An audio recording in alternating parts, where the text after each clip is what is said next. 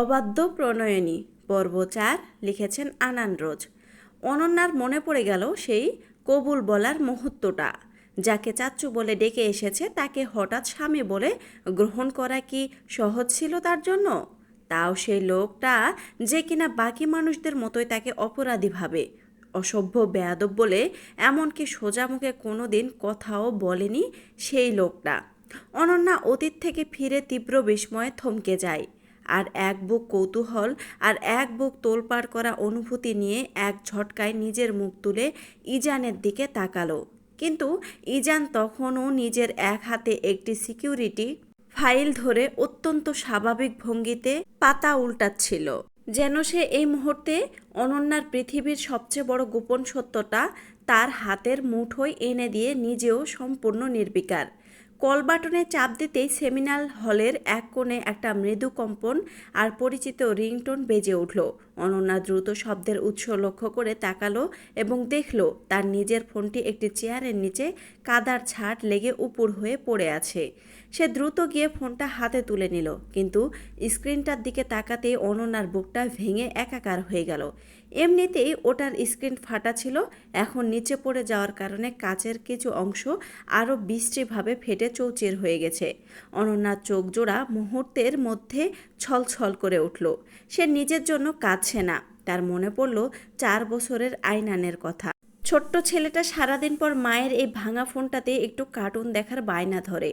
ভাগ্যিস ডিসপ্লেটা ফেটে গেলেও ফোনটা কোনো মতে সচল আছে। অনন্যা আলতো করে চোখের কোণের জলটুকু মুছে ইজানের দিকে এগিয়ে গেল এবং তার দামি আইফোনটা সামনের দিকে বাড়িয়ে দিল। ইজান ফোনটা অনন্যার হাত থেকে নিতে নিতে অত্যন্ত শান্ত গলায় জিজ্ঞেস করলো, পেয়েছিস? অনন্যা নিজের ভেজা গলা চেপে স্রেফ ছোট করে বলল, ইজান নিজের ফোনের দিকে তাকিয়ে একবার কন্ট্রাক্ট স্ক্রিনটা দেখলো, তারপর এক পলক তাকালো অনন্যার চেহারার দিকে। সে স্পষ্ট দেখতে পেল অনন্যার চোখের ঘন পাপড়িগুলো নোনা জলে ভেজা। অনন্যা আর এক সেকেন্ডও সেখানে দাঁড়ালো না। নিজের ভাঙা ফোনটা ব্যাগে পুরে দ্রুত ক্যাম্পাস থেকে বেরিয়ে গেল। ইজান ওখানে স্তব্ধ হয়ে দাঁড়িয়ে রইল। অনন্যার ওই ছলছল চোখ আর ভাঙা ফোনের প্রতি ওই তীব্র অসহায়ত্ব সোয়াত কমান্ডারের বুকের ভেতর এক অদ্ভুত মোচড় দিল। সে মনে মনে ভাবল, শহরের এত বড় ধনীর মেয়ে হয়েও অনন্যা আজ একটা ভাঙা ফোন ব্যবহার করছে। ওর বাবা কি ওকে একটা নতুন ফোনও কিনে দেয়নি? ইজান খুব ভালো করেই জানে ফারহান আইমান নিজের মেয়েকে বিন্দুমাত্র পছন্দ করেন না। প্রথমত অনন্যা মেয়ে সন্তান, তার উপর তাদের মেজ ছেলে অনন্যাকে নদী থেকে বাঁচাতে গিয়ে নিজের জীবন হারিয়েছিল। ছোটবেলা থেকেই বাবার সে নির্মম অবহেলা যে অনন্যাকে আজ এই 5 বছরে আরও কতটা একাকী আর নিঃস্ব করে দিয়েছে তা ইজান নিজেও জানে না। ওদিকে অনন্যা ক্যাম্পাস থেকে সোজা ডে কেয়ারে গিয়ে আয়নানকে নিয়ে নিজের সেই ছোট্ট স্যাঁতস্যাঁতে ঘরে ফিরে এলো দুপুরের খাবার খাইয়ে। সে যখন আয়নানকে বিছানায় নিয়ে ঘুম পাড়াতে গেল তখন আয়নান স্বভাব সুলভ অবুঝের মতো বায়না ধরল, আম্মু আমি একটু কার্টুন দেখব, একটু দেব প্লিজ আম্মু, নালে ঘুমাবো না। অনন্যা ব্যাগ থেকে সে চূর্ণ বিচূর্ণ হয়ে যাওয়া ফোনটা বের করে আয়নানের সামনে ধরল। অত্যন্ত নরম ও সতর্ক গলায় বলল, বাবা দেখো ফোনটার কাজটা আজ আরও বেশি ভেঙে গেছে, তুমি এক হাত ছোঁয়াবে না, দূর থেকে দেখবে, ঠিক আছে? নয়তো হাত কেটে রক্ত বের হবে। আয়নান মায়ের কথা শুনে লক্ষ্মী ছেলের মতো নিজের ছোট ছোট হাত দুটো পেছনে লুকিয়ে বলল, আত্মা আম্মু আমি দুল থেকেই দেখব।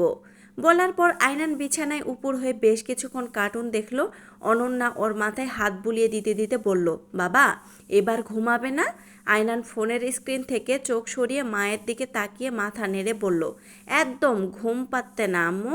অনন্যা ছেলের গালে একটা চুমু খেয়ে মুচকি হেসে বলল, আচ্ছা ঠিক আছে, ঘুমাতে হবে না, চলো আমরা পেছনের বাগানে গিয়ে লুকোচুরি খেলি।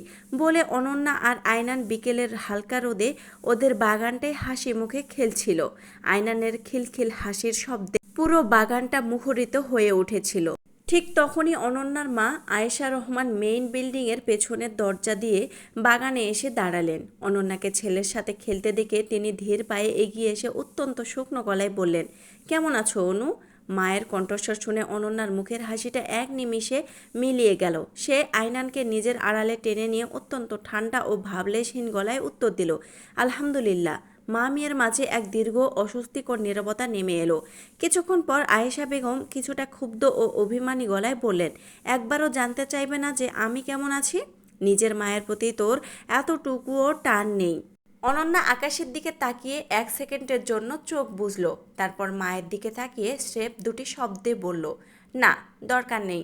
আয়েশা বেগম একটা দীর্ঘশ্বাস ফেললেন। তিনি খুব ভালো করেই জানেন অনন্যা ছোটবেলা থেকেই ঠিক এমনই, একগুঁয়ে আর সোজা সাপটা। তিনি অনন্যার আরও এক ধাপ কাছে এসে শাসনের সুরে বললেন, তোমার এই ইগো আর একগুঁয়ে বিহেভিয়ারটা এবার একটু বদলাও অনু। আর তুমি একবারও মেইন বিল্ডিংয়ের ভেতরে, মানে আমাদের সাথে মূল বাসায় কেন যাও না? অনন্যা মায়ের এই কপট মায়ার কোনো উত্তর দিল না। সে পাথর হয়ে রইল। যে মা বাবা তাকে 5 বছর ধরে একটা পরিত্যক্ত পশুর মতো ঘরের এক কোণে ফেলে রেখেছে, আজ তাদের এই লোক দেখানো অধিকার অনন্যার বুকে বিষের মতো বিঁধল। সে মুখ ফিরিয়ে আয়নানের হাতটা শক্ত করে ধরল, যেন এই পুরো পরিবারের মিথ্যে মায়া থেকে সে তার সন্তানকে চিরকাল আগলে রাখবে। আয়েশা বেগম আবার অনন্যার দিকে তাকিয়ে মুখটা কিছুটা কুঁচকে বললেন, প্রতিদিন ইউনিভার্সিটিতে যাও, এই ছেলেটাকে আমাদের কাছে মেইন বাসায় রেখে যেতে পারো না? শুধু শুধু টাকা খরচ করে ডে কেয়ারে কেন রাখতে হয়? দিনকাল এমনিতেই ভালো না, তার কোনো প্রয়োজন নেই। আপনাদের সমস্যা হতে পারে, আমরা দুজনে এভাবেই ঠিক আছি।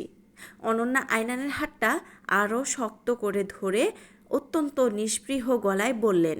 আয়েশা বেগম এবার বিরক্ত হয়ে একটু চড়া গলায় বললেন, আর কতদিন অনু? এই ছেলেটা তোমার জীবনের সবচেয়ে বড় বাধা হয়ে দাঁড়িয়ে আছে।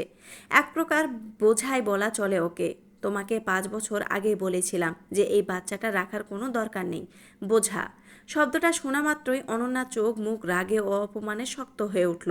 সে তীব্র ক্ষোভ নিয়ে মায়ের দিকে এগিয়ে এসে কাঁপানো গলায় বলল, ওর একটা নাম আছে আম্মু, ও আমার সন্তান, কোনো বোঝা নয়। আর আজ আমাকে নিয়ে এত চিন্তা কেন তোমার? 5 বছর আগে আমার কথা তখন তো কিছু বলনি? যখন পা ধরে কেঁদে বলেছিলাম আমি ওই লোকটাকে বিয়ে করব না, তখন আব্বুর সাথে তাল মিলিয়ে আমাকে একলা ফেলে দিলে। উল্টো প্রতিদিন বুক চাপড়ে বলেছ যে আমার কারণে আয়ান ভাই মারা গেছে, আমার কোনো ভালো থাকার অধিকার নেই। আজ কেন এত দয়া দেখাতে আসছো? আয়েশা বেগম অনন্যার এই চণ্ডীরূপ দেখে স্তব্ধ হয়ে কিছুটা একটা বলতে গেলেন, কিন্তু অনন্যা আর 1 সেকেন্ডও তার কথা শোনার জন্য সেখানে দাঁড়ালো না। সে আয়নানকে কোলে তুলে নিয়ে হনহন করে বাগান পেরিয়ে নিজের ঘরে চলে গেল এবং দড়াম করে দরজাটা আটকে দিল। 5 বছরে জমে থাকা কান্নার নোনা জলগুলো তার চোখ বেয়ে নামতে চাইল, কিন্তু সে দ্রুত হাত দিয়ে চোখ জোড়া মুছে নিজেকে শক্ত করল। আয়নান অনন্যার ওড়নার কোনটা তার ছোট ছোট হাতে শক্ত করে চেপে ধরে আধো আধো গলায় বলল, আম্মু, নানু ভাই আয়নানকে পছন্দ করে না? আয়নান ব্যাড বয়?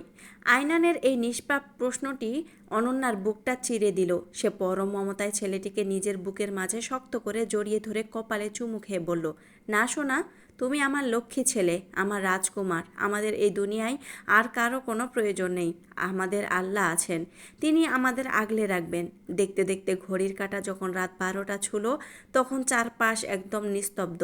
আয়নান বিছানায় গভীর ঘুমে মগ্ন। টেবিলের উপর টিমটিমে টেবিল ল্যাম্পের আলোয় অনন্যা মন দিয়ে নোটগুলো পড়ছিল। ঠিক তখনই তার সেই ভাঙা স্ক্রিনের ফোনটা তীব্র শব্দে কেঁপে উঠল। স্ক্রিনে ভেসে উঠেছে ইজানের নম্বর। অনন্যা এক পলক তাকিয়ে ফোনটা ধরল না, ওভাবেই রেখে দিল। প্রথমবার কেটে গিয়ে ইজান আবারও ব্যাক টু ব্যাক কল দিতে লাগলো, কিন্তু অনন্যা সম্পূর্ণ নির্বিকার রইল। অবশেষে টানা পঞ্চমবারের অনন্যা তীব্র বিরক্তি নিয়ে ফোনটা রিসিভ করে কানে তুলল। ওপাশ থেকে কোনো হ্যালো ছাড়া ইজানের চড়া ধমকের সুর ভেসে এলো, কই ছিলে তুই এতক্ষণ? ফোন ধরতে এত সময় লাগে কেন? অনন্যা খাতার পাতা উল্টাতে উল্টাতে ঠান্ডা গলায় বলল, কি বলবেন? ইজান ওপাশ থেকে একটা গভীর দীর্ঘশ্বাস ফেলে কিছুটা ডমিনেটিং টোনে বলল, আজ রাতে আর শাওয়ার নিস না, নয়তো আমাকে আসতে হবে তোর সেবা করতে। আমি রাখছি। দাঁড়া, একটু কাটবে না ফোন? ইজান দ্রুত প্রায় আদেশে সুরে বলে উঠল। অনন্যা ফোনটা কান থেকে নামাতে গিয়েও থামল। বিরক্তি নিয়ে বলল, বলুন। কিন্তু অপর প্রান্ত থেকে ইজান আচমকা একদম চুপ হয়ে গেল। শুধু তার ভারী শ্বাসের শব্দটা অনন্যার কানে এসে লাগছিল। বেশ কিছুক্ষণ নীরব থাকার পর ইজান অত্যন্ত নিচু এক অদ্ভুত নরম ও আকুল গলায় বলল, একটু কথা বল না আমার সাথে। কেন জানি আজ একদম ঘুম আসছে না। ইজানের এই আচমকা রূপবদল এবং অধিকার খাটানো সহ্য হলো না অনন্যার।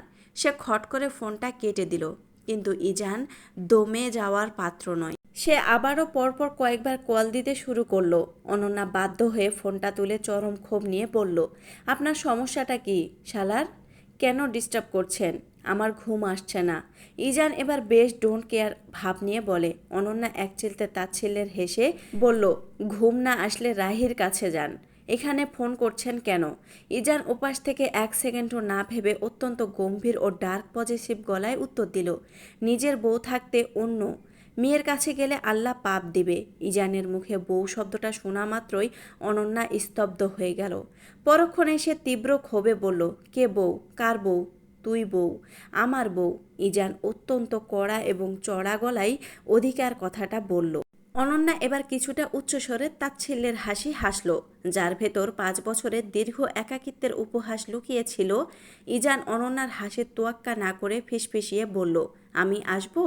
অনন্যা তার গলার স্বর বরফ শীতল করে জিজ্ঞেস করলো, কেন আসবেন? ঘুমাতে। ইজান অত্যন্ত সহজ ও অধিকারের সুরে উত্তর দিল। অনন্যা রাগ সামলাতে না পেরে ফোনটা কান থেকে নামাতে গেল, কিন্তু ইজান ওপাশ থেকে দ্রুত বলে উঠল, ফোন কাটিস না, কাল আমাদের ইউনিভার্সিটির মেইন অকেশন, একটু জলদি আসিস ক্যাম্পাসে। আর হ্যাঁ, কাল লাল রঙের একটা যা। অনন্যা ইজানের শেষ কথাটা শেষ হওয়ার আগেই এক ঝটকায় কলটা কেটে দিল। সে ফোনের চূর্ণ বিচূর্ণ স্ক্রিনটার দিকে তাকিয়ে স্তব্ধ হয়ে রইল। তার পুরো মগজ জুড়ে তখন একটাই প্রশ্ন অনবরত ঘুরপাক খাচ্ছিল, শালার আসলে ঠিক কী চাইছে?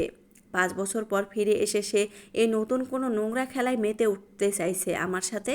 ভাবতে ভাবতে অনন্যা টেবিল ল্যাম্পটা নিভিয়ে দিয়ে বিছানায় আয়নানকে শক্ত করে জড়িয়ে ধরে শুয়ে পড়ল। কিন্তু তার চোখের ঘুম আজ ইজানের কল চিরতরে কেড়ে নিয়েছিল। পরদিন সকাল 11টা বাজতেই বিশ্ববিদ্যালয়ের মিলনায়তন প্রাঙ্গণ কানায় কানায় পূর্ণ হয়ে উঠল। আন্তর্জাতিক সেমিনারের মূল উদ্বোধনী অনুষ্ঠান শুরু হয়েছে। দেশ বিদেশের বহু ভিআইপি অতিথি, প্রফেসর এবং উচ্চপদস্থ কর্মকর্তারা আসন গ্রহণ করেছেন। চারপাশের কড়া নিরাপত্তা ব্যবস্থা তদারকি করতে সোয়াত কমান্ডার ইজান এবং তার পুরো টিম প্রচণ্ড ব্যস্ত। ইজানের পরনে আজ সেই কুচকুচে কালো ট্যাকটিক্যাল গিয়ার, কিন্তু তার সমস্ত মনোযোগ প্রোটোকলের বাইরে গিয়ে এক জায়গায় আটকে ছিল। ইজান সিসিটিভির মনিটর দেখার ছলে বারবার করিডোর, অডিটোরিয়ামের মেইন গেট এবং রাফি নেহাদের ডেকোরেশন টেবিলটার দিকে তাকাচ্ছিল। তার তীক্ষ্ণ চোখজোড়া হন্য হয়ে কেবল একটি লাল রঙের আনারকলি ড্রেস খুঁজছিল। মেয়েটা এখনও এলো না কেন? সে কি তার শেষ রাতের আদেশ অমান্য করল? পাশেই দাঁড়িয়ে থাকা রাহি ইজানের এই অস্থিরতা গভীর নজরে লক্ষ্য করছিল। ইজান যে কাজের ফাঁকে বারবার গেটের দিকে তাকাচ্ছে আর হাতের ঘড়ি দেখছে, তা রাহির ভেতরে সন্দেহকে আরও বাড়িয়ে দিচ্ছিল। সময় গড়িয়ে দুপুর 1টা বাজলো। ইজান নিজের পকেট থেকে আইফোনটা বের করে অনন্যার নম্বরে কল করলো। ফোনটা একটানে বেজে কেটে গেল, কিন্তু অনন্যা রিসিভ করলো না। ইজানের ভেতরের অহংকার আর জেদ এবার সহ্য সীমা পেরিয়ে গেল। সে আর নিজের ইগো ধরে রাখতে না পেরে সরাসরি রাফির ডেস্কে গিয়ে দাঁড়ালো। ইজান তার কণ্ঠস্বর যথাসম্ভব স্বাভাবিক রেখে কড়া গলায় জিজ্ঞেস করল, এই যে শুনুন রাফি সাহেব, অর্গানাইজিং কমিটির মেইন মেম্বার অনন্যাকে তো সকাল থেকে দেখছি না, সে কখন আসবে কিছু জানেন? রাফি কিছুটা অবাক হয়ে ইজানের দিকে তাকালো। একজন সোয়াট কমান্ডার কেন তাদের ডিপার্টমেন্টের একটা মেয়ের জন্য এত খোঁজ নিচ্ছেন, তা রাফির মাথায় ঢুকলো না। সে বলল, স্যার অনু তো আসবে বলেছিল। ইজান চোয়াল শক্ত করে আর কথা না বাড়িয়ে সেখান থেকে চলে গেল। আরও সময় পেরিয়ে যখন বিকেল 3টা বাজলো, তখন হলের ভেতরের মূল সেমিনার প্রায় শেষের দিকে। ইজানের ভেতরের রাগটা এবার এক অদ্ভুত তীব্র আতঙ্কে রূপ নিল। মেয়েটার কি কোনো বড় বিপদ হলো? ওর বাবা বা অন্য কেউ কোনো ঝামেলা করেছে? ইজান আর থাকতে না পেরে এবার নেহার সামনে গিয়ে দাঁড়ালো। অত্যন্ত রুক্ষ গলায় একই প্রশ্ন করলো, অনন্যা কোথায়? এত বড় একটা ইন্টারন্যাশনাল ইভেন্টে সে এভাবে ফাঁকি দিচ্ছে কোন সাহসে? নেহা ভড়কে গিয়ে বলল, স্যার ও আসবে বলেছিল, কেন আসেনি আমি সত্যি জানি না। দেখতে দেখতে ঘড়ির কাঁটা রাত 10টা ছুলো।